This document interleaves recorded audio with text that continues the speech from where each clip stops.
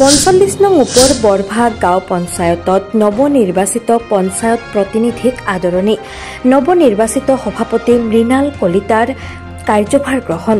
নলবাৰী জিলাৰ বৰক্ষেত্ৰী সমষ্টিৰ অন্তৰ্গত ৪৫ ওপৰ বৰভাগ গাঁও পঞ্চায়তৰ কাৰ্যালয়ত আজি নৱনিৰ্বাচিত পঞ্চায়ত প্ৰতিনিধিসকলক পঞ্চায়তখনৰ ফালৰ পৰা আদৰণি জনোৱা হয়।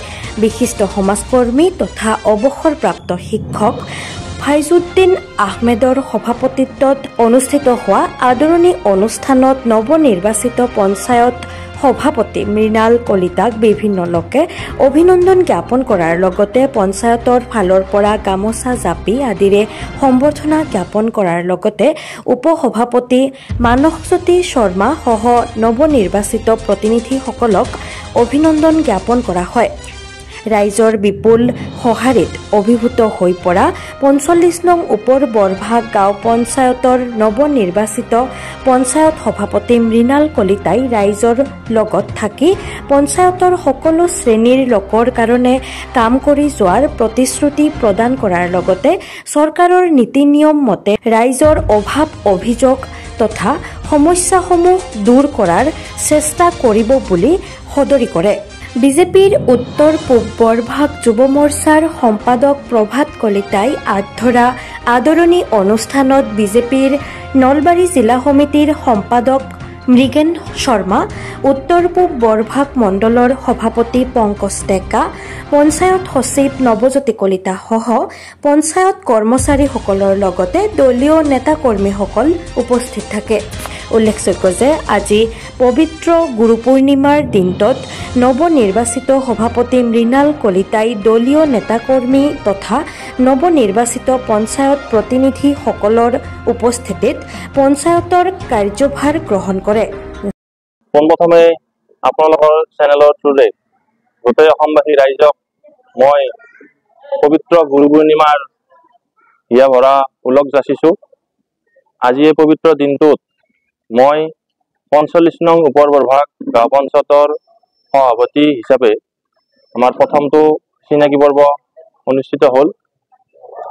গতিকে মোৰ অনুভৱ এইটোৱে যে অনাগত দিনত আপোনালোকৰ আশীৰ্বাদ শিৰত লৈ ভগৱানৰ ওচৰত প্ৰাৰ্থনা কৰিছোঁ যাতে মই ভাল কাম কৰি যাম বুলি আজি প্ৰতিশ্ৰুতিবদ্ধ হৈছোঁ। ৰাইজৰ হৈ কাম কৰিম। ভৱিষ্যতে হয়তো ভুল ত্ৰুটি হ'ব পাৰে।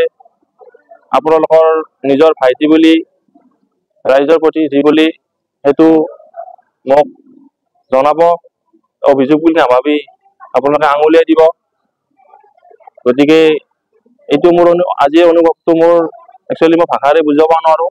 যদিও মই ৰাইজৰ প্ৰতিনিধি হিচাপে প্ৰথমবাৰৰ বাবে মই নিৰ্বাচিত হৈছোঁ, ইয়াৰ আগতো মই ৰাইজৰ হকে কাম কৰিছোঁ। প্ৰতিটো দুখীয়া পৰিয়ালক মই মোৰ সাধ্য অনুযায়ী মই সহায় কৰিছোঁ আৰু ভৱিষ্যতেও মই প্ৰথম পদক্ষেপ এইটোৱে হ'ব যে দুখীয়া গৰীবৰ হকে মই কাম কৰিম। প্ৰথমতে মই আমাৰ নতুন আজি ৪৫ নং ওপৰ বৰভাগ গাঁও পঞ্চায়তৰ সমূহ সদস্যসকলক লগতে আমাৰ নিযুক্ত আমাৰ সভাপতি ডাঙৰীয়াক অন্তৰৰ পৰা অভিনন্দন জনালোঁ আৰু আপোনালোকেও ইয়াতে আহিছে, আপোনালোককো বহুত অভিনন্দন জনালোঁ। তদুপৰি মই এটা কথাই ক'ম যে কৰ্মনিষ্ঠা মোৰ সদায় লগত থাকে আৰু মই সেইটো প্ৰধানতে মই মূলত ৰাখোঁ সদায়। আৰু মই মোৰ লগত যিখিনি এতিয়াৰ পৰা কাম কৰি যাব মোৰ লগত নৱনিযুক্ত সদস্যা লগতে আমাৰ সভাপতি ডাঙৰীয়া সেই সকলোকে মই ক'ম যে মোৰ যিটো আদৰ্শ মই পালি আহিছোঁ ইয়াতে কাম কৰাৰ পৰা আৰু সেই আদৰ্শৰে যেন মোৰ লগতে তেওঁলোকৰ পৰাও যিখিনি মই শিকি লৈ বুজি কাম কৰিব পাৰোঁ, ধৰ্মত থাকি সেই কাম কৰিব বুলি সকলোৰে পৰা আশা ৰাখিছোঁ।